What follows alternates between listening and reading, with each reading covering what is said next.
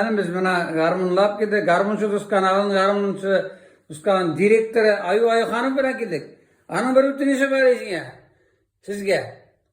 Şu garmında da oynayıp kişi varmazsınız mıken deyip, işleri göçün deyip, bıldar almazsınız mıken sana. Oynayıp kursaydı güzel. Oynayıp karayımız kadar tişleşmeyin bu. Yok, Yok tışlamayın. mu hemen? Yok, bu bizimki. Yarar. Yana bir loyu var. Kim böyle gafur yerine demeyi.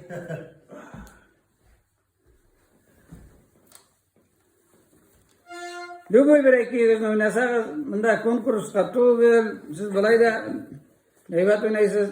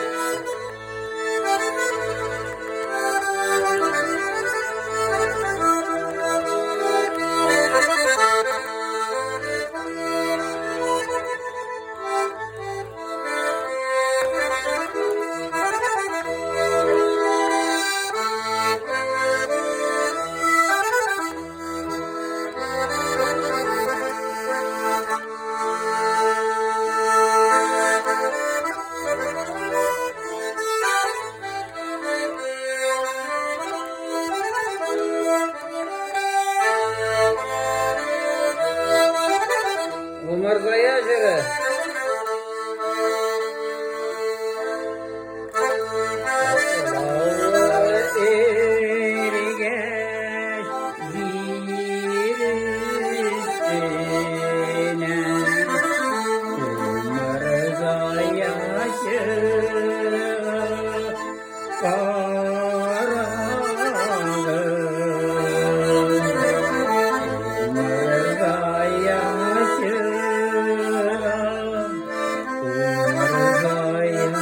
Oh